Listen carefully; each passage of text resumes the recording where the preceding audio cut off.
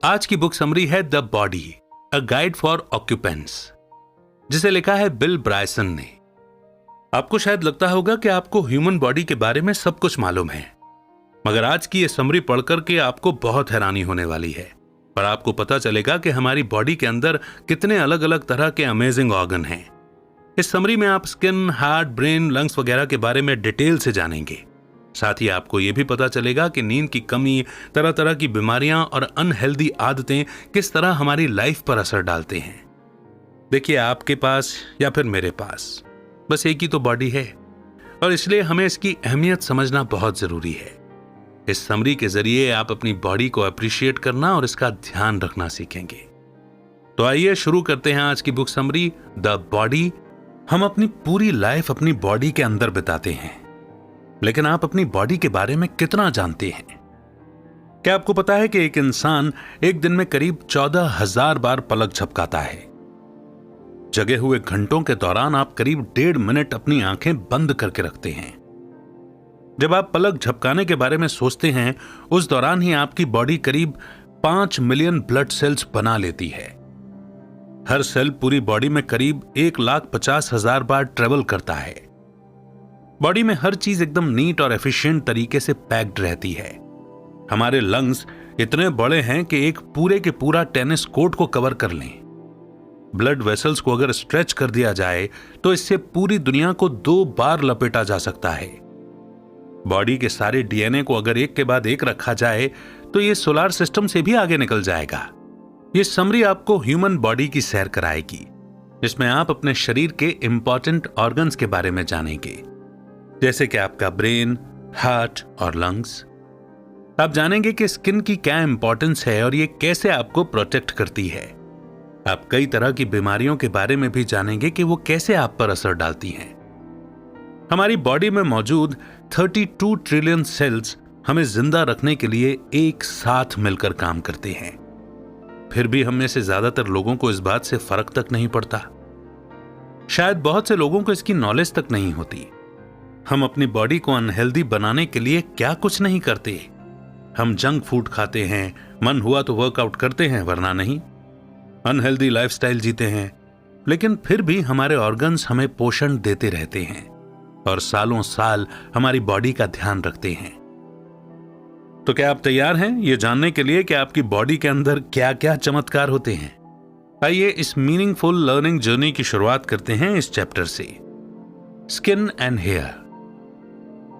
आमतौर पर स्किन को हम सिर्फ एक कवर की तरह देखते हैं जो बॉडी के पार्ट्स को ढकने का काम करती है, मगर असल में यह बॉडी का सबसे बड़ा ऑर्गन है।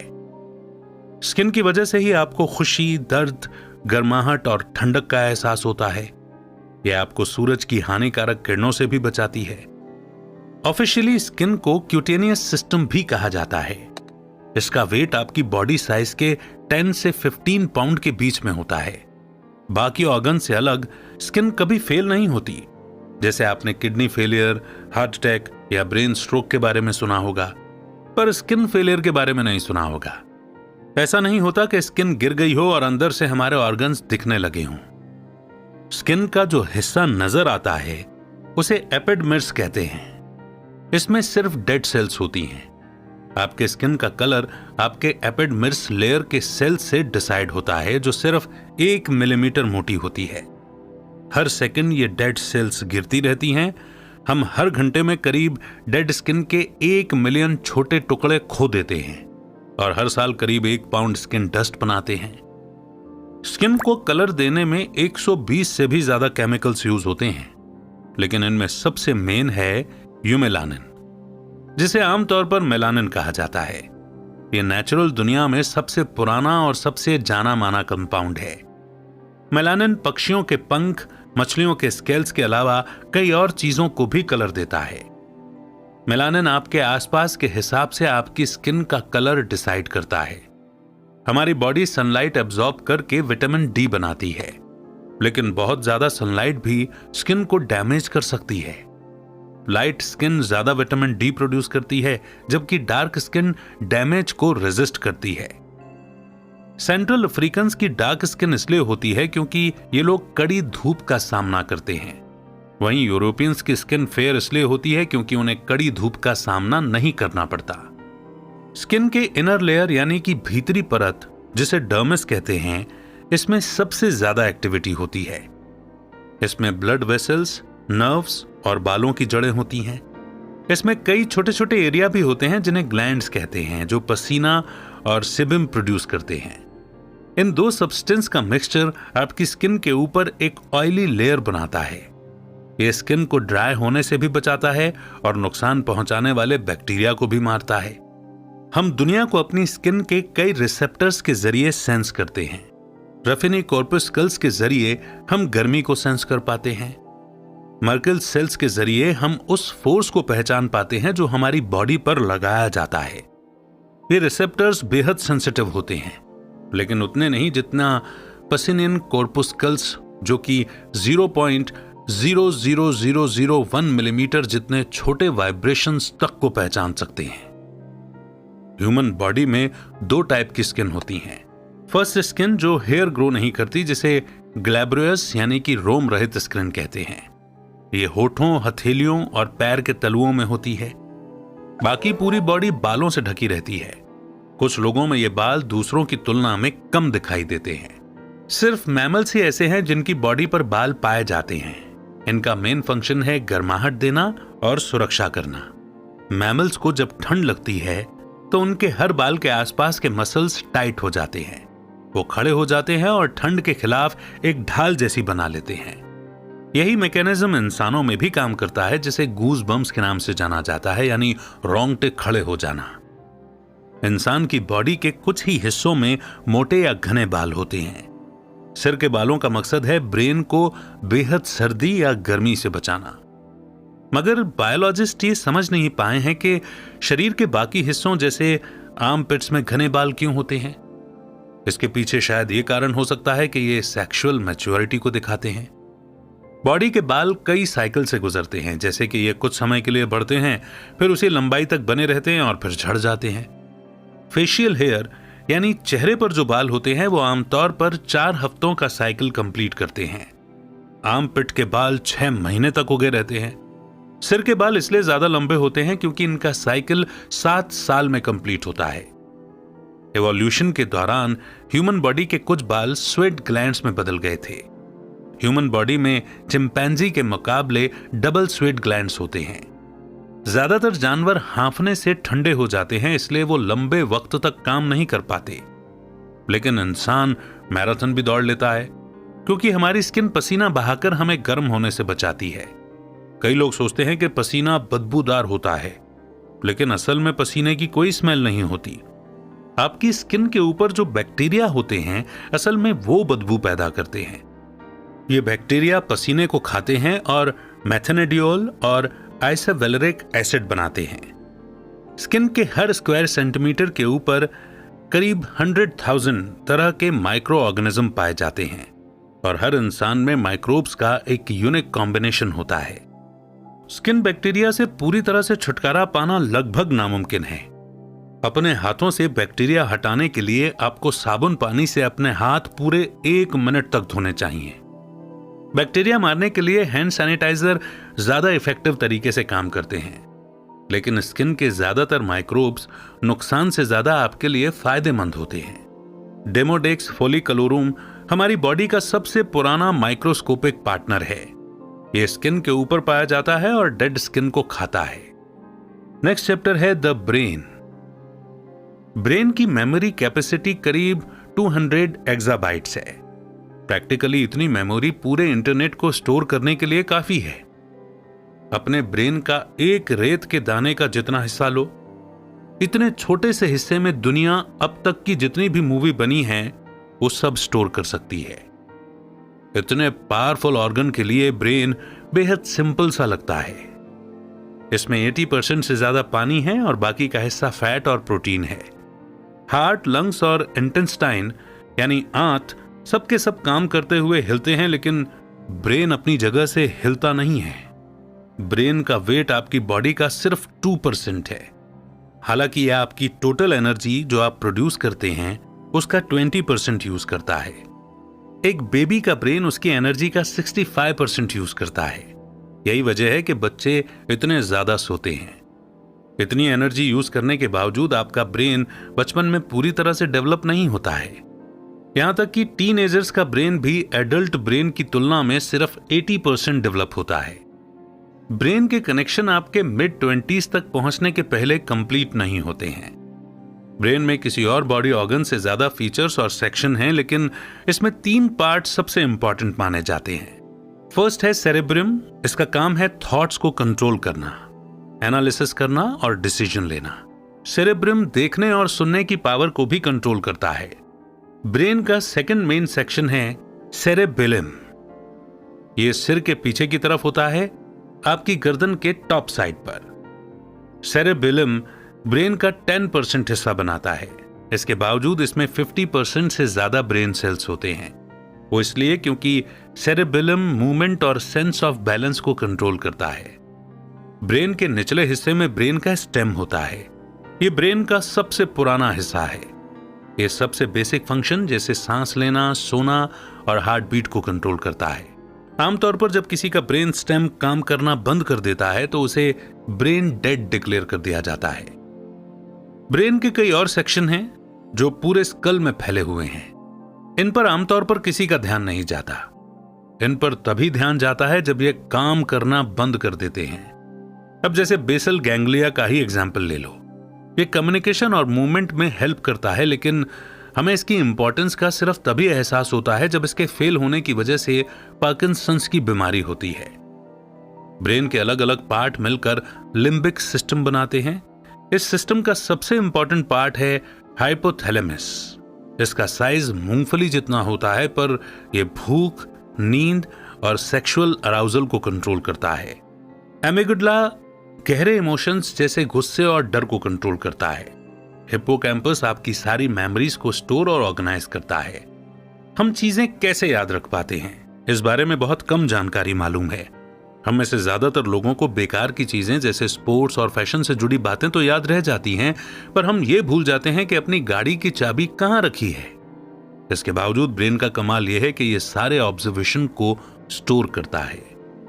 देखने का सिर्फ 10% काम आंखों से होता है। आंखों के सामने रंग और शेप का एक ढेर सा रहता है, पर ब्रेन इन सिग्नल्स को एक मीनिंग देता है। इस प्रोसेस में करीब 0.2 सेकंड का टाइम लगता है। 0.2 सेकंड भले ही छोटा सा टाइम हो, पर यही टाइम आपको कार एक्सीडेंट या किसी और खतरे के दौरान सीरियस रिस्क में डाल सकता है। इसीलिए ब्रेन एक्चुअल में 0.2 सेकंड में फ्यूचर दिखाता है। जो दुनिया अभी आप देख रहे हैं वो अभी की नहीं है। आपका ब्रेन 0.2 सेकंड के बाद की दुनिया आपको दिखा रहा है। ब्रेन मेमोरी स्टोर करने के अलावा और भी बहुत कुछ करता है। इसमें आपकी पर्सनैलिटी भी छुपी रहती है। आप बेसिकली आपका ब्रेन हो और बाकी के सारे ऑर्गन्स इसका सिर्फ सपोर्ट सिस्टम है। यानी आपके ब्रेन में एक छोटा सा चेंज भी आपकी पूरी पर्सनैलिटी को बदल सकता है। 1840 में फिनियास गेज नाम के एक आदमी के साथ कुछ ऐसा ही हुआ था। गेज एक रेल रोड वर्कर था। एक दिन गेज एक बड़े पत्थर को उड़ाने के लिए डायनामाइट तैयार कर रहा था, लेकिन अचानक डायनामाइट फट गया और एक बड़ा मेटल रॉड गेज के ब्रेन में घुस गया। यह बड़ी हैरत की बात थी कि गेज किसी तरह से बच गया था, लेकिन इस एक्सीडेंट ने गेज की जिंदगी बदल कर रख दी। एक्सीडेंट के पहले वो एक शांत और नर्म मिजाज आदमी था, पर एक्सीडेंट के बाद वो बेहद गुस्सैल और चिड़चिड़ा रहने लगा। वो सबसे बहस करता और लड़ता। इस घटना ने इगाज मोनीज जैसे डॉक्टर्स को इंस्पायर किया, जो स्किज़ोफ्रेनिया के पेशेंट्स के साथ काम कर चुके थे। स्किज़ोफ्रेनिया एक बीमारी है जिसमें लोग सपने और हकीकत के बीच का फर्क नहीं समझ पाते हैं। मोनीज ने अपने पेशेंट्स पर एक्सपेरिमेंट किया, यह देखने के लिए कि उनकी हालत में सुधार होता है या नहीं। उन्होंने फ्रंटल लोबोटॉमी नाम की सर्जरी के दौरान ब्रेन के कुछ हिस्से निकाल दिए। अक्सर सर्जरी के बाद उनके पेशेंट्स ज्यादा मानने वाले और शांत होकर लौटते थे, लेकिन उनकी पर्सनैलिटी हमेशा के लिए बदल जाती थी। इन रिस्की एक्सपेरिमेंट्स के बावजूद मोनीज ने 1949 में नोबेल प्राइज जीता। वॉल्टर जैक्सन फ्रीमैन एक अमेरिकन डॉक्टर थे जो मोनीज के काम से बड़े इंस्पायर हुए। उन्होंने देश का दौरा किया और अपनी मर्जी से लोबोटॉमी करवाने आए लोगों की सर्जरी की। एक टूर के दौरान उन्होंने सिर्फ 13 दिन में 225 लोबोटॉमी की। फ्रीमैन का तरीका मोनिस से भी गया गुजरा था, क्योंकि वो एक हथौड़े और आइस पिक से ऑपरेशन करते थे। रोजमेरी कैनेडी फ्रीमैन की सबसे फेमस विक्टिम थी। वो जॉन कैनेडी की बहन थी, जो आगे चलकर के यूएसए के प्रेसिडेंट बने। रोजमेरी बचपन से ही दिमागी रूप से परेशान रही थी। 23 साल की रोजमेरी को शांत करने और उसे आज्ञाकारी बनाने के लिए उसके पिता उसे फ्रीमैन के पास लेकर के गए। लेकिन लोबोटॉमी के बाद रोजमेरी की पूरी पर्सनालिटी ही चेंज हो गई और उसने हमेशा के लिए बोलने की क्षमता खो दी। The heart and blood. Heart एक ऐसा ऑर्गन है जिसे सबसे ज्यादा गलत तरीके से पेश किया जाता है। हमारा हार्ट वैसा बिल्कुल भी नहीं है जैसा वैलेंटाइन के कार्ड पर बना होता है, और ना ही हमारा हार्ट हमारे इमोशंस को कंट्रोल करता है। इसका बस एक ही काम है, धड़कना। हार्ट पूरी बॉडी को ब्लड सप्लाई करते हुए डेली 1 लाख बार से भी ज्यादा धड़कता है। यह हर घंटे तकरीबन 265 लीटर खून पंप करता है। आप जब तक जिएंगे दिल का धड़कना कभी बंद नहीं होगा।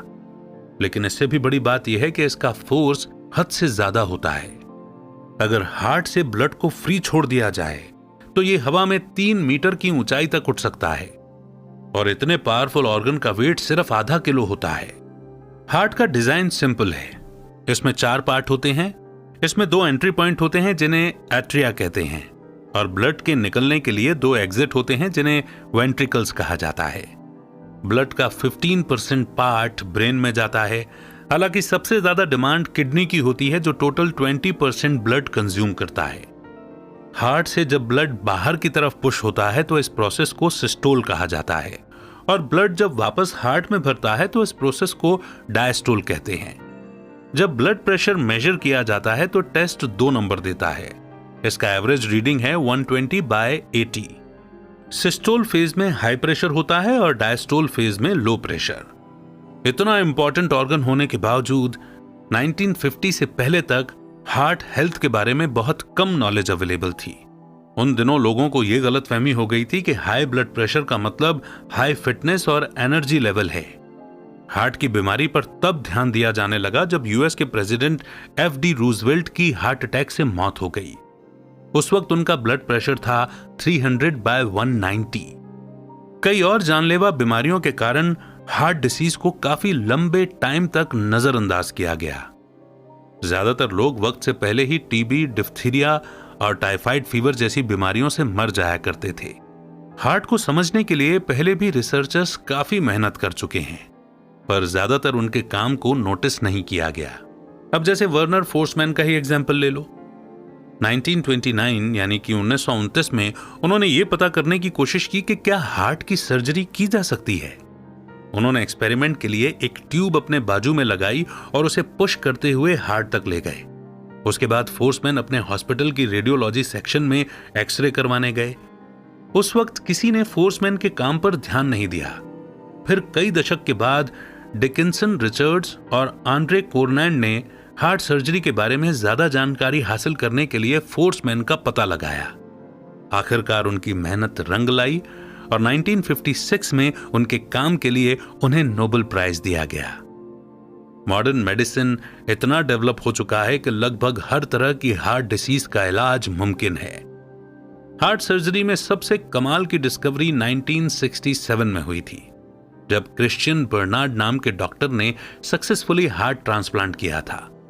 यानी एक मरे हुए इंसान की बॉडी से हार्ट को निकालकर किसी और की बॉडी में ट्रांसफर किया गया था। हार्ट की इंपॉर्टेंस इसलिए है क्योंकि यह ब्लड को ट्रांसपोर्ट करता है।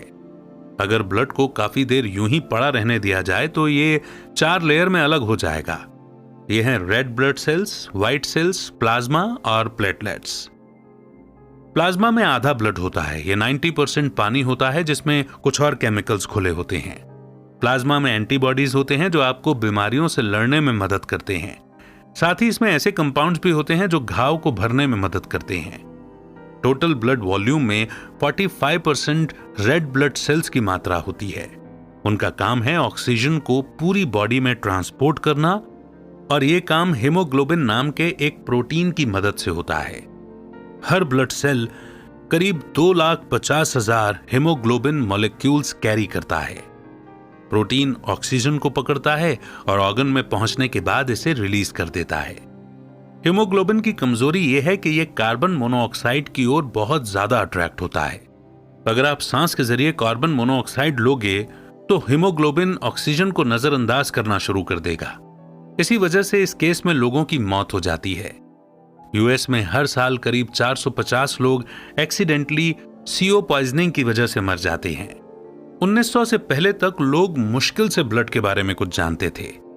रिचर्ड लोअर नाम के एक डॉक्टर ने पहली बार शीप यानी कि भेड़ के ब्लड को इंसानों के अंदर ट्रांसप्लांट किया था।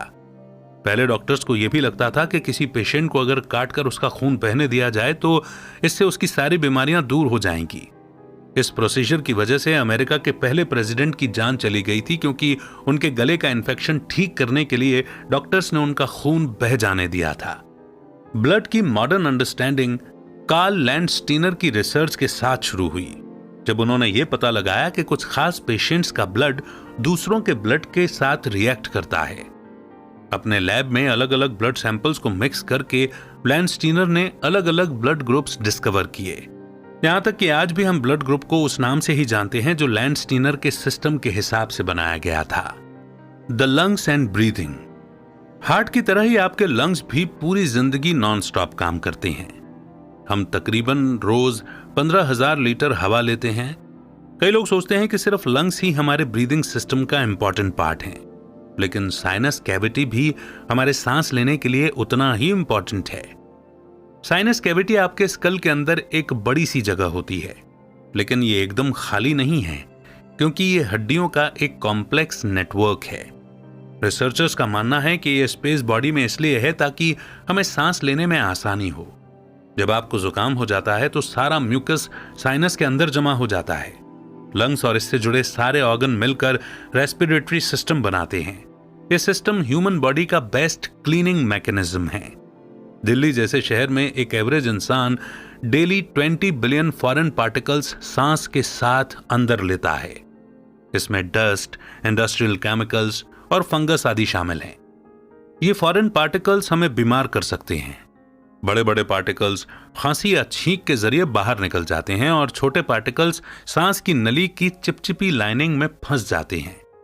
रेस्पिरेटरी सिस्टम के रास्ते छोटे छोटे बालों से ढके होते हैं, जिसे सिलिया कहते हैं।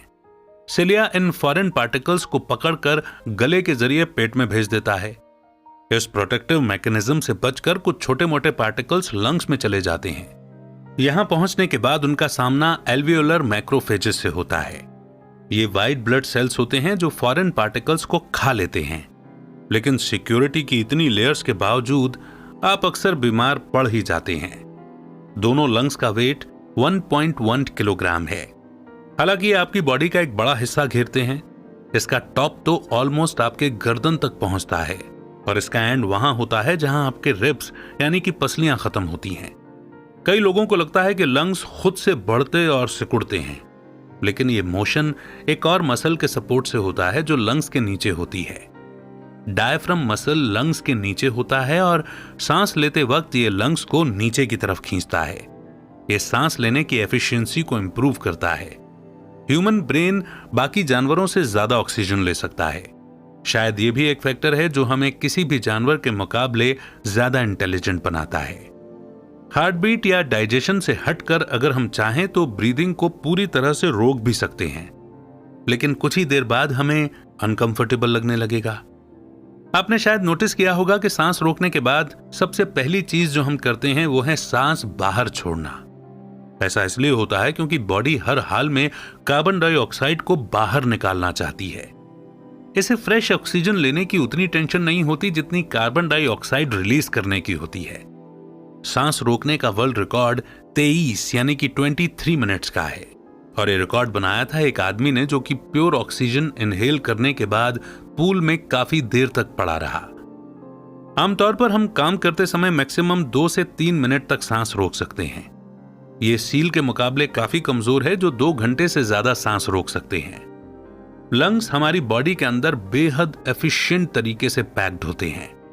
लंग्स का एरिया लगभग 93 स्क्वायर मीटर है और इसके अंदर के रास्ते को अगर खोल दिया जाए तो ये लंबाई में करीब 240 किलोमीटर तक होंगे।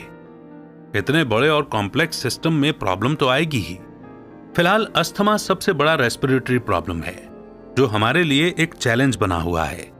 ये कैंसर या न्यूमोनिया जितना खतरनाक तो नहीं है, पर अस्थमा के साथ प्रॉब्लम यह है कि इसके बारे में बहुत कम जानकारी मौजूद है और बाकी बीमारियों से हटकर ये आज की डेट में सबसे कॉमन बीमारी बन चुकी है।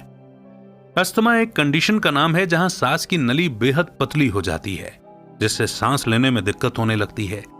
इससे दर्द भी होता है और कई बार तो मौत तक भी हो जाती है। दुनिया भर में करीब 300 मिलियन से ज्यादा लोगों को अस्थमा है। ये बच्चों में बड़ी तेजी से बढ़ रहा है। करीब 15% बच्चे कभी न कभी इसका शिकार जरूर होते हैं। अस्थमा का अभी तक कोई परमानेंट इलाज नहीं मिला है। कई लोग मानते हैं कि अस्थमा का सबसे बड़ा कारण पॉल्यूशन है, लेकिन 2 पड़ोसी शहर इस थ्योरी को काटते हैं। गुआंगझो एक बेहद पॉल्यूटेड इंडस्ट्रियल शहर है जहां अस्थमा का रेट केवल 3% है। वहीं उसके पड़ोसी शहर हांगकांग, जहां की हवा एकदम साफ है, वहां के 15% लोगों को अस्थमा है। कुछ कारणों से अस्थमा वेस्टर्न कंट्रीज में तेजी से फैल रहा है। 1980 से यूएसए में अस्थमा के कारण हॉस्पिटलाइजेशन का रेट 3 गुना बढ़ गया है। ब्रिटेन में यह बच्चों की मौत का 4था सबसे बड़ा कारण है। कुछ मौतों का कारण अस्थमा का इलाज करने वाली दवाई जैसे फेनोट्रिल को बताया गया है। कई डॉक्टर्स का अब यह मानना है कि अस्थमा लंग्स की बीमारी नहीं है। आप किसी के लंग्स को ऑब्जर्व करके ये नहीं कह सकते कि उसे अस्थमा है या नहीं। ये टीबी से अलग होता है, जिसे टेस्ट के जरिए पता लगाया जा सकता है। कुछ लोगों के साथ ये दिक्कत होती है कि जैसे ही उनके पैरों से ठंडा पानी टच होता है, उन्हें अस्थमा का अटैक आ जाता है। जाहिर सी बात है कि इतनी सी देर में पैर की ठंड लंग्स को तो अफेक्ट नहीं कर सकती। इससे डॉक्टर्स ये नतीजा निकालते हैं कि अस्थमा शायद एक नर्व डिसऑर्डर है। नेक्स्ट चैप्टर है स्लीप। हम अपनी लाइफ का 30% सोने में गुजार देते हैं, मगर साइंटिस्ट्स को इसके पीछे का कारण मालूम नहीं है। हाँ, हमें इतना जरूर पता है कि नींद लेने के कई फायदे हैं जो हमारे शरीर को मिलते हैं। नींद हमारे लिए इतनी इंपॉर्टेंट है कि कम सोने की वजह से इंसान की मौत तक हो सकती है। हालांकि इसका कारण क्या है ये क्लियर नहीं हुआ है। चूहों पर की गई कुछ स्टडीज से यह बात पता चली है कि जब उन्हें कम सोने दिया गया तो उनकी बॉडी ये स्ट्रेस झेल नहीं पाई। नींद हमारे लिए मेमोरी स्टोर करने का काम करती है, साथ ही ये हार्मोन्स को बैलेंस करने और इम्यूनिटी बूस्ट करने में भी मदद करती है। जब आप नींद में होते हैं तो उस वक्त आपका ब्रेन खुद को हानिकारक केमिकल्स से साफ करता है। बायोलॉजिस्ट का मानना है कि यह सब तब होता है जब हम आराम करते हैं या फिर जगे हुए होते हैं। एक छोटी सी मक्खी से लेकर हाथी तक रोजाना सभी जानवर सोते हैं। हालांकि हर जानवर के सोने के घंटे अलग अलग हैं। जैसे घोड़े दिन में बस 2 घंटे सोते हैं, जबकि स्लॉथ 20-20 घंटे तक सो सकते हैं। कुछ जानवर जैसे कि डॉल्फिन के ब्रेन का एक हिस्सा एक्टिव रहता है और दूसरा सोता है। दुनिया के पहले ग्रेट स्लीप रिसर्चर का नाम था यूजीन एसेरेंस्की। उन्होंने टेस्ट सब्जेक्ट को ब्रेन वेव से स्टडी करने वाली मशीन से कनेक्ट करके नींद को स्टडी किया था और पहला पार्टिसिपेंट था यूजीन का 8 साल का बेटा आमंड। आमंड के सोने के बाद उसके ब्रेन के वेव्स शांत हो गए और स्टडी रिदम में बहने लगे। लेकिन 1.5 घंटे बाद ही यूजीन के मॉनिटर पर अजीब सी पैटर्न्स नजर आने लगे, जो बता रहे थे कि आमंड जागा हुआ है। लेकिन जब वो दौड़कर रूम में गए तो देखा कि उनका बेटा गहरी नींद में था, लेकिन आमंड की आंखें उसकी पलकों के नीचे तेजी से घूम रही थीं। नींद के 4 स्टेज होते हैं। पहला है अनकॉन्शियस होने का प्रोसेस। उसके बाद आप उस फेज में आ जाते हैं जहां आप हल्की नींद में चले जाते हैं। 3rd स्टेज में आप गहरी नींद में होते हैं। लोग इस फेज में जाकर जल्दी से उठते नहीं हैं, क्योंकि यह गहरी नींद का फेज होता है। यूजीन ने फाइनल स्टेज ऑब्जर्व किया था, जिसे रैपिड आई मूवमेंट यानी कि REM कहते हैं। REM यानी कि रैम के दौरान आप एक तरह से पैरालाइज्ड हो जाते हैं। ये शायद इसलिए होता है कि कहीं आप सपने में खुद को चोट न पहुंचा बैठें। टिपिकली रैम आपके टोटल स्लीपिंग टाइम का 25% होता है। हालांकि ये रेशियो बच्चों में 50% और मां के पेट में पल रहे बच्चों में 80% तक बढ़ जाता है। यानी इससे पता चलता है कि रैम स्लीप हमारी डेवलपमेंट के लिए बेहद जरूरी है। सोते वक्त आप कितनी बार बेड से नीचे गिरे हैं? बहुत रेयर केस में ऐसा होता है कि खासकर इंसान जब बीमार होता है या फिर नशे में होता है। तो इसका मतलब यह हुआ कि हमारे ब्रेन का कुछ पार्ट हमेशा कॉन्शियस रहता है ताकि आप सोते वक्त बेड से नीचे न गिरें। इसी थ्योरी के बेसिस पर यह भी एक्सप्लेन किया जा सकता है कि क्यों बिना अलार्म के भी हमारी नींद एक पर्टिकुलर टाइम पर खुल जाती है। सिर्फ आपके ब्रेन में ही क्लॉक नहीं है, बल्कि आपकी बॉडी के हर ऑर्गन जैसे कि हार्ट, लीवर और किडनी सब के सब एक टाइम टेबल फॉलो करते हैं। जैसे कि हम दोपहर के वक्त सबसे ज्यादा अलर्ट रहते हैं, शाम के वक्त हमारा ब्लड प्रेशर हाईएस्ट लेवल पर होता है और हमारी बॉडी के कुछ खास हार्मोन्स सुबह के वक्त ही ज्यादा रिलीज होते हैं। ये टाइम टेबल सेल्स के 2 ग्रुप्स के जरिए कंट्रोल होते हैं, जिन्हें सुप्राचियाज्मेटिक न्यूक्लियाई कहा जाता है। ये ग्रुप्स ब्रेन के सेंटर में एक छोटे से हिस्से के साथ काम करते हैं, जिसे पीनियल ग्लैंड कहते हैं। ये ग्लैंड मेलाटोनिन नाम का एक केमिकल रिलीज करता है। मेलाटोनिन लेवल शाम से लेकर आधी रात तक बढ़ता जाता है, जिससे रिसर्चर्स को यह पता चला कि नींद के लिए मेलाटोनिन जरूरी है। मगर ये एग्जैक्टली हमारी नींद को कैसे इफेक्ट करता है, यह अभी तक पता नहीं चल पाया है। पीनियल ग्लैंड न सिर्फ दिनों को ट्रैक करता है, बल्कि ये मौसम को भी ट्रैक कर सकता है। जैसे एग्जाम्पल के लिए गर्मियों के मौसम में आपके बाल ज्यादा तेजी से बढ़ते हैं। पीनियल ग्लैंड हमारी बॉडी में कई तरह के साइकिल क्रिएट करता है, जिन्हें बॉडी का सिकार्डियन रिदम कहते हैं। ये साइकिल हमारी बॉडी में कई चीजों को इफेक्ट करते हैं, जैसे कि इस सिकार्डियन रिदम की वजह से ही हमें दवाई एक स्पेसिफिक टाइम पर लेने की सलाह दी जाती है। सीजनल साइकिल का इफेक्ट कई सरप्राइजिंग फील्ड्स में देखा जा सकता है। जैसे एग्जाम्पल के लिए अलग अलग कल्चर में सुसाइड का रेट सबसे ज्यादा स्प्रिंग के मौसम में देखने को मिलता है। सिकार्डियन रिदम अकेला ऐसा मैकेनिज्म नहीं है जो नींद को कंट्रोल करता है। ऐसा ही एक और मैकेनिज्म है होम्योस्टैसिस, जो आपको ज्यादा देर तक जगाए रखने के लिए ज्यादा सुलाता है। होम्योस्टैसिस एडेनोसिन, जो ब्रेन में तब कलेक्ट होता है जब आप एक्टिव होते हैं। इसलिए कॉफी पीने से नींद नहीं आती, क्योंकि ये एडेनोसिन के इफेक्ट को कुछ देर के लिए ब्लॉक कर देता है। रोजाना कितने घंटे की नींद जरूरी है, ये हर इंसान के लिए अलग हो सकता है।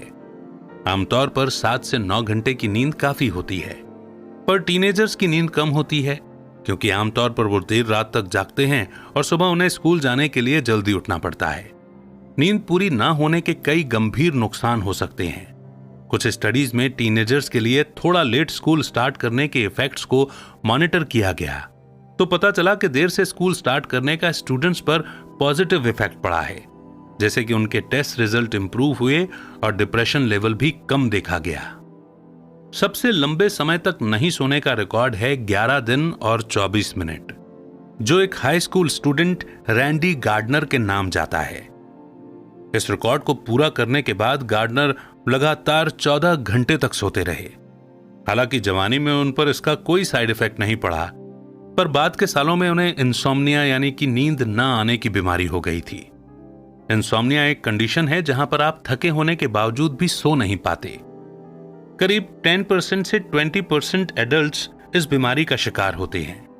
इंसोम्निया की वजह से डायबिटीज, हार्ट अटैक और कैंसर जैसी बीमारी होने के चांस बढ़ जाते हैं। गंभीर इंसोम्निया के केस में लगातार जागते रहने की वजह से थकान के चलते इंसान की मौत तक हो जाती है। डिसीजेस 1485 में ब्रिटेन में एक अजीब सी बीमारी फैल गई थी। अच्छे भले हेल्दी लोग अचानक सिर दर्द, बदन दर्द और चक्कर आना जैसी शिकायतें करने लगते और कई लोग एक ही दिन में ज्यादा पसीना आने और थकावट की वजह से मौत के मुंह में चले जाते। हालांकि कुछ लोग ऐसे भी थे जो ठीक हो जाते थे और बाद में नॉर्मल लाइफ जीने लगते। इस बीमारी का नाम था स्वेटिंग सिकनेस। इसके बाद पूरे ब्रिटेन में यह बीमारी तेजी से फैलने लगी। इस बीमारी की वजह से हजारों लोग मारे गए और बहुतों की लाइफ पर असर पड़ा। लेकिन फिर तेजी से केस घटने लगे और 1551 तक स्वेटिंग सिकनेस ब्रिटेन से पूरी तरह से गायब हो गया। लेकिन 200 साल बाद यह फ्रांस में फिर से लौट आया, जहां इसे पिकार्डी स्वेट का नाम दिया गया। कोई नहीं जानता था कि स्वेटिंग सिकनेस अचानक से कैसे फैल जाता है और कैसे गायब हो जाता है। और यह कोई अकेला केस नहीं है। हर साल कई ऐसी बीमारियां अचानक से फैलती हैं, लोगों की जान लेती हैं और फिर अचानक गायब हो जाती हैं। इस लिस्ट में सबसे अजीबोगरीब केस है बोरबॉन वायरस का। यह वायरस की एक प्रजाति है जो एशिया, अफ्रीका और ईस्टर्न यूरोप में फैली थी। लेकिन 2014 में एक अमेरिकन जॉन सिस्टेट को भी इस वायरस ने अपना शिकार बना लिया। उन्हें यह इन्फेक्शन एक टिक यानी कि एक तरह के कीड़े के काटने से हुआ था, लेकिन ट्रीटमेंट लेने के बावजूद भी 11 दिन बाद सिस्टेड की ऑर्गन फेलियर से मौत हो गई। सिस्टेड कंसास के रहने वाले थे, लेकिन उनके बाद वहां किसी और को यह बीमारी नहीं हुई। मगर 2015 में कंसास से 250 किलोमीटर दूर ओक्लाहोमा में एक आदमी फिर से इसी बीमारी का शिकार हुआ। उसके बाद यूएस में 5 और ऐसे केस रिपोर्ट हुए और हर केस में पेशेंट की मौत हो गई। कोई भी बीमारी 4 फैक्टर्स के बेसिस पर गंभीर खतरा बन जाती है। पहला है डेडलीनेस, यानी लोगों की जान लेने की उसकी कैपेसिटी। सेकंड, ये आसानी से अपना नया शिकार ढूंढ लेता है। थर्ड फैक्टर है बीमारी को कंट्रोल करना कितना मुश्किल है। और फोर्थ फैक्टर है कि वैक्सीन या दवाइयां उस बीमारी पर कितनी इफेक्टिव हैं। अब जैसे इबोला का ही एग्जाम्पल ले लो। इन्फेक्शन के बाद करीब 50% लोग इस बीमारी से मर जाते हैं। कुछ केस में डेथ रेट 90% भी चला जाता है। इबोला का अभी तक कोई सेफ ट्रीटमेंट नहीं निकला है। हालांकि इबोला के पेशेंट्स जल्दी मरते हैं। इन्फेक्शन होने के कुछ ही दिनों बाद मरीज इतना कमजोर हो जाता है कि हिल भी नहीं पाता। इसीलिए इबोला वायरस आसानी से फैल जाता है। इसके पिछले प्रकोप ने करीब 11,000 लोगों की जान ली थी। वायरस अगर कम घातक हो तो और भी खतरनाक हो जाता है। 1918 यानी कि 1918 के स्पेनिश फ्लू ने करीब 100 मिलियन लोगों को मारा था, लेकिन 97% पेशेंट्स ठीक भी हो गए थे। इस बीमारी से इतने लोग इसलिए मरे थे क्योंकि ये बड़ी तेजी से फैलती है। ज्यादातर बीमार लोग बाहर जाकर और भी लोगों को इन्फेक्ट कर देते थे। स्मॉल पॉक्स यानी कि चेचक एक ऐसी बीमारी है जो जल्दी फैलती है और इसमें मौत होने का रेट भी ज्यादा है। एक तरह से बोलें तो यह मानव इतिहास में सबसे ज्यादा खतरनाक बीमारी रही है। 1900 में कम से कम 500 मिलियन लोगों की मौत इस एक बीमारी की वजह से हुई थी। यह वायरस जिन्हें इन्फेक्ट करता है उसमें से करीब 30% लोगों को मार देता है। 1900 खत्म होते होते कई यूरोपियन देशों में स्मॉल पॉक्स का पूरी तरह से खात्मा हो चुका था, लेकिन 1970 में एक टूरिस्ट जो पाकिस्तान गया था वो वापस इस बीमारी को जर्मनी ले आया। पेशेंट को तुरंत एक हॉस्पिटल में आइसोलेट कर दिया गया था। एक दिन उसने सिगरेट पीने के लिए चुपके से खिड़की खोल दी। बस इतने में ही वायरस को फैलने का मौका मिल गया और हॉस्पिटल के 17 और लोग इसकी चपेट में आ गए। इतना खतरनाक और इन्फेक्शियस होने के बावजूद स्मॉल पॉक्स वायरस की एक कमजोरी है, ये सिर्फ इंसानों को इन्फेक्ट करता है। इसीलिए अगर किसी देश में स्मॉल पॉक्स का प्रकोप फैलता है तो वो पेशेंट्स को आइसोलेट करके इसे फैलने से रोक सकते हैं। 1980 में स्मॉल पॉक्स का हमेशा के लिए खात्मा कर दिया गया। आज ये वायरस सिर्फ यूएसए और रशिया के लैब में पाया जा सकता है। अगर जानवरों को इन्फेक्ट करने वाले वायरस की बात करें तो इन्फ्लुएंजा के वायरस को हैंडल करना सबसे मुश्किल है। इन्फ्लुएंजा से लड़ने के लिए हमारे पास कई वैक्सीन्स हैं, लेकिन यह वायरस पक्षियों और पिग यानी सूअर को भी इन्फेक्ट कर सकता है और हम एक इन्फेक्टेड जंगली पक्षी को रोक नहीं सकते जो हजारों मील उड़ सकता है, और इसलिए हमें हर साल फ्लू के प्रकोप से लड़ना पड़ता है। लोगों की मौत ज्यादातर इबोला या स्मॉल पॉक्स जैसी इन्फेक्शियस बीमारियों से नहीं होती, बल्कि मिसमैच बीमारियों से होती है। ऐसे कई केस हैं जहां हमारी लाइफस्टाइल हमारी बॉडी की जरूरत से मैच नहीं करती। एग्जाम्पल के लिए ओबेसिटी यानी कि मोटापा और डायबिटीज जैसी बीमारी। हेल्दी लाइफस्टाइल के जरिए हमें मारने वाली 70% से ज्यादा कंडीशन से बचा जा सकता है। हमारे पूर्वज शिकार करते थे और खाने का जुगाड़ करते थे, जो सारा दिन एक्टिव रहा करते थे। मगर मॉडर्न लाइफस्टाइल ने हमें आराम तलब बना दिया है।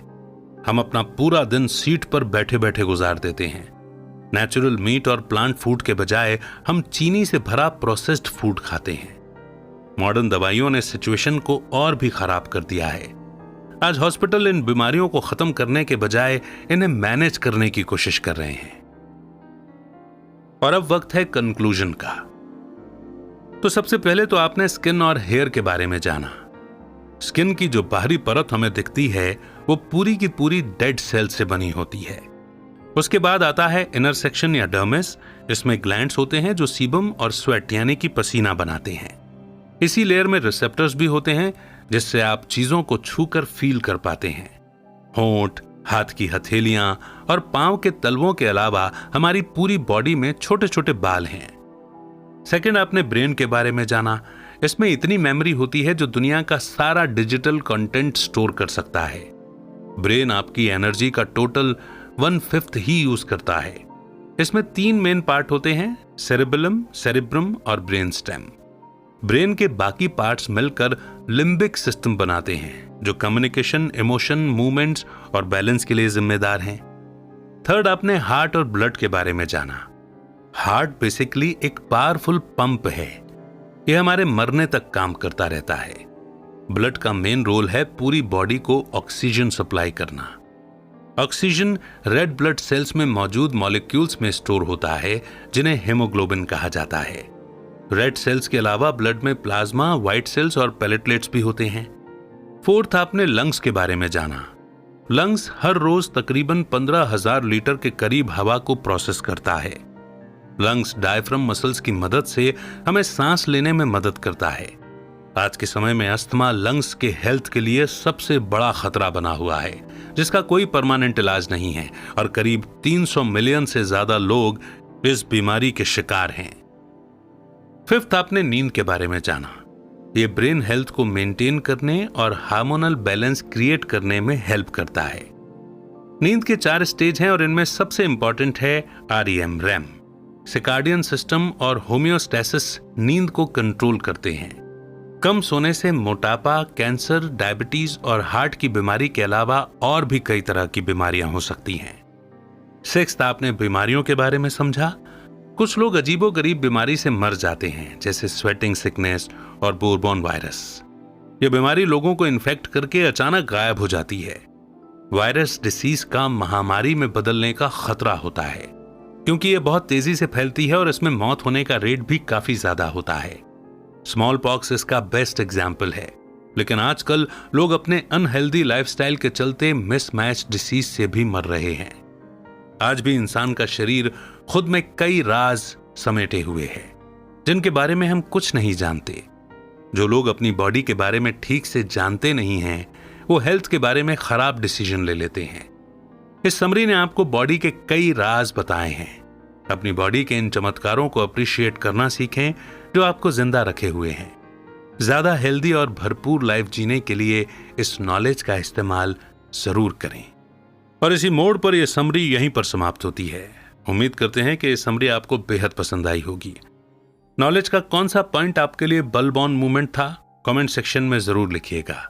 जय हिंद, जय स्वस्थ भारत।